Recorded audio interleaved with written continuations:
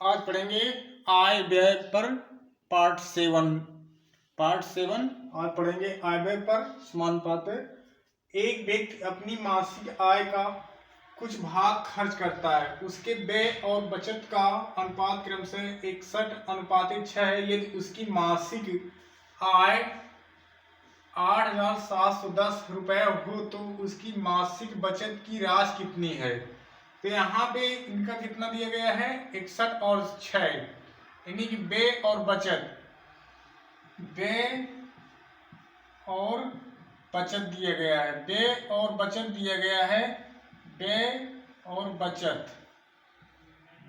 बचत दिया गया, यहाँ पे व्यय दिया गया है 61 और बचत दिया गया है 6।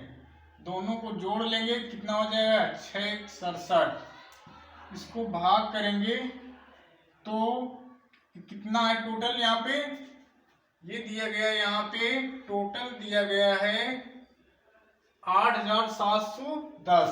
8,710। अब इसको हम काटेंगे, 13 से काटोगे तो कितनी बार? 13 सत्ते 91। 13 सत्ते 91 की 1, यानी कि 13 सत्ते 91 की 1 और 13 छंग 78 और 78 9 87। टोटल 87 हो गया। 13 से कट गया, 13 बार में क्या हुआ? कट गया। जहाँ पे 0 बचा 0 लिख लेंगे। टोटल हो गया 130 हो गया। अब यहाँ पे क्या करेंगे? यहाँ पे पूछा गया है मासिक बचत क्या है, तो राशि कितनी है? तो मासिक बचत की राशि कितनी है? तो हो जाएगी 130। 130 गुणे कितना आ जाएगा? 636 18 6 के 6 780 रुपए। मासिक बचत उसकी कितनी होगी? 780 रुपए। अब दूसरा सवाल देखते हैं। ABC की मासिक वेतन, ABC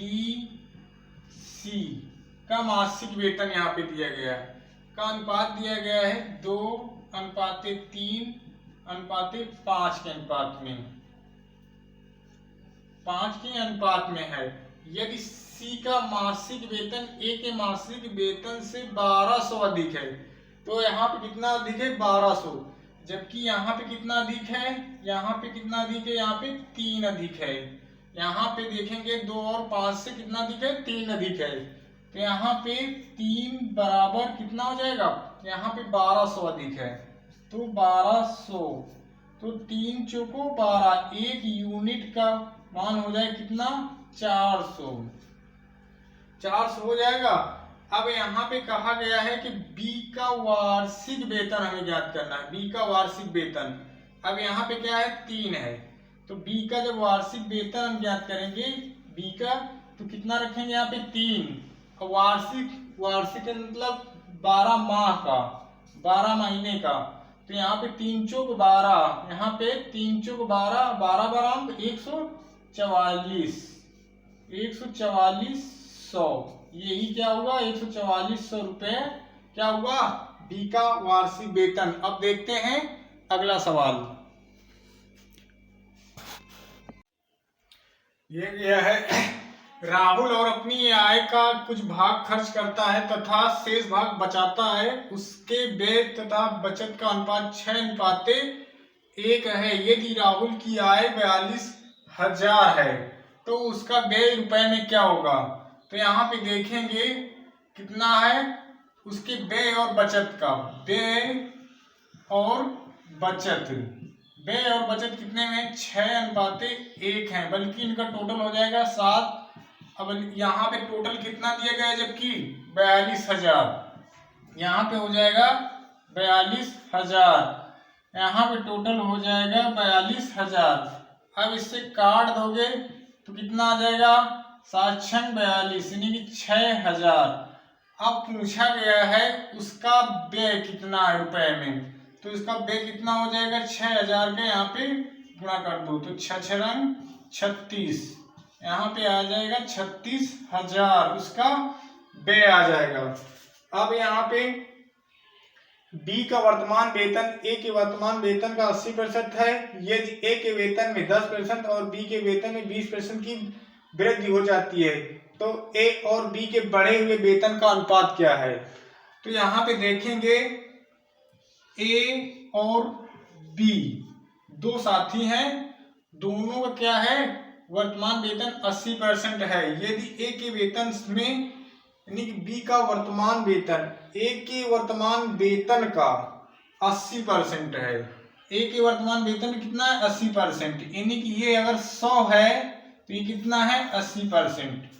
अब यहाँ पे कहा गया है कि यदि ए के वेतन में 10% और बी के वेतन में 20% की वृद्धि हो जाती है तो ए और बी के बढ़े हुए वेतन का अनुपात कितना है।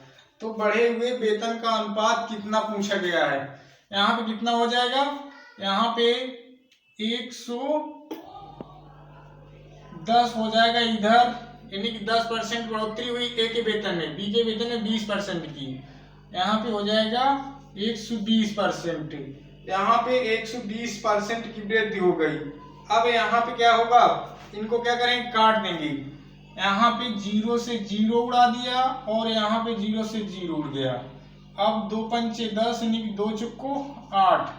अब यहाँ पे आपस में क्या करेंगे गुणा कर देंगे, गुणा कर देंगे तो कितना आ जाएगा इनका निकल के अनुपात, वेतन का अनुपात क्या है, वेतन का अनुपात ए और बी का वेतन का अनुपात आ जाएगा 11 पचे 55, 11 पचे 55 और 12, यहाँ पे कितना है 12, 12 चुको 48, 12 चुको 48, इतना इनका वेतन आ जाएगा। वीडियो अच्छा लगे तो लाइक और सब्सक्राइब करें और अपने साथियों को भी शेयर करें।